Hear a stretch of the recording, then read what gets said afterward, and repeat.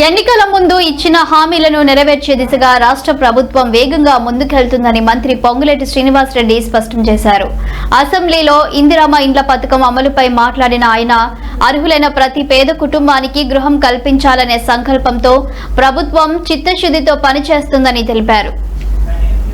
ఇందిరమ్మ ఇండ్ల లబ్ధిదారుల ఎంపికలో పారదర్శకతకు ప్రాధాన్యం ఇస్తున్నామని మంత్రి వెల్లడించారు.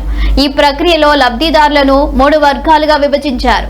L1 కేటగిరీలో స్థలం ఉన్న పూరి ఇళ్లలో నివసిస్తున్న వారు, L2లో భూమి లేని నిరాశ్రయులు, L3లో రేకుల షెడ్లు లేదా తాత్కాలిక నిర్మాణాల్లో నివసిస్తున్న వారిని గుర్తించి ప్రాధాన్యత క్రమంలో ఎంపిక చేస్తున్నట్లు తెలిపారు.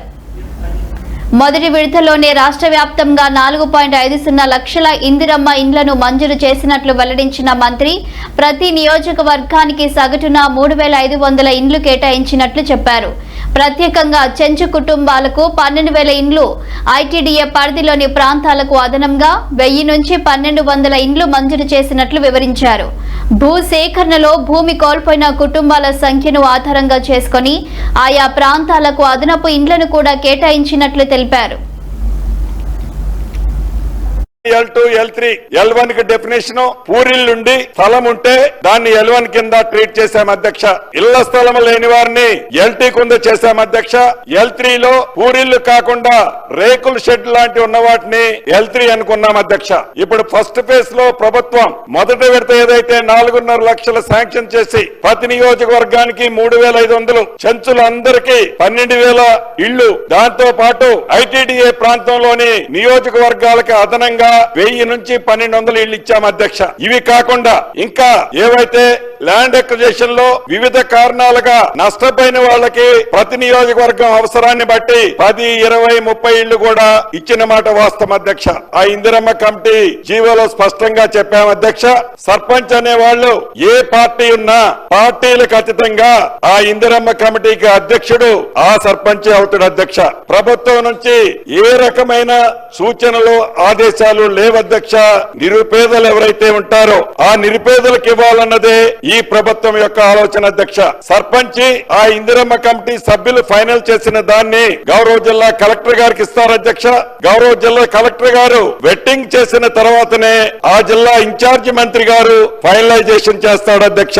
జిహెచ్ఎంసీ పరిధిని గురించి కూడా అడుగుతున్నారు. అక్కడ ఆల్రెడీ ప్రతి డివిజన్ కి కార్పొరేషన్ కి ఒక వ్యక్తి ఆల్రెడీ అఫీషియల్ ఉన్నాడు అధ్యక్ష. అతని ద్వారానే ఆ ఇందిరమ్మ కమిటీ నుంచి గౌరవ కలెక్టర్ గారికి వెళ్తుంది అధ్యక్ష. వెళ్ళిన తర్వాత కలెక్టర్ గారు వెట్టింగ్ చేసిన తర్వాత ఎమ్మెల్యే గారి రోల్ కూడా ఏమి ఉండదన్న, ఎమ్మెల్యేలు కూడా పెడితే బాగుంటుందని తప్పకుండా దాన్ని కూడా పరిశీలిస్తాం అధ్యక్ష.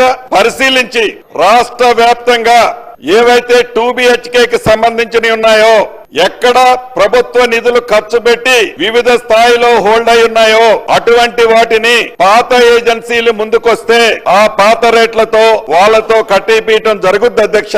వాళ్ళు ముందుకు రాని పక్షంలో బెనిఫిషరీని ఫైనల్ చేస్తాము, బెనిఫిషరీకి బ్యాలెన్స్ డబ్బులు ఇస్తాము, వారి ఖాతాలో జమ చేస్తాము. వారి ద్వారానే ఆ బ్యాలెన్స్ వర్క్ కూడా కంప్లీట్ చేసే కార్యక్రమానికి శ్రీకారం చుట్టే విధంగా ఆదేశాలు ఇప్పటికే ఇవ్వటం జరిగింది అధ్యక్ష.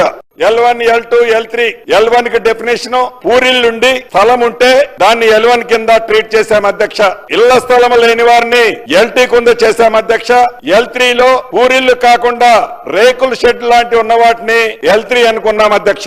ఇప్పుడు ఫస్ట్ ఫేజ్ లో ప్రభుత్వం మొదటి విడత ఏదైతే 4.5 లక్షలు శాంక్షన్ చేసి ప్రతి నియోజకవర్గానికి 3,500 చెంచులందరికీ 12,000 ఇళ్లు, దాంతో పాటు ఐటీడీఏ ప్రాంతంలోని నియోజకవర్గాలకు అదనంగా 1000 నుంచి 1,200 ఇళ్లు ఇచ్చాం అధ్యక్ష. ఇవి కాకుండా ఇంకా ఏవైతే ల్యాండ్ ఎక్విజిషన్ లో వివిధ కారణాలుగా నష్టపోయిన వాళ్ళకి ప్రతి నియోజకవర్గం అవసరాన్ని బట్టి 10, 20, 30 ఇళ్లు కూడా ఇచ్చిన మాట వాస్తవం అధ్యక్ష.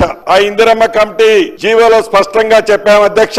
సర్పంచ్ అనే వాళ్ళు ఏ పార్టీ ఉన్నా పార్టీలకు అతీతంగా ఆ ఇందిరమ్మ కమిటీకి అధ్యక్షుడు ఆ సర్పంచ్ అవుతాడు అధ్యక్ష. ప్రభుత్వం నుంచి ఏ రకమైన సూచనలు ఆదేశాలు లేవధ్యక్ష. నిరుపేదలు ఎవరైతే ఉంటారో ఆ నిరుపేదలకు ఇవ్వాలన్నదే ఈ ప్రభుత్వం యొక్క ఆలోచన అధ్యక్ష. సర్పంచ్ ఆ ఇందిరమ్మ కమిటీ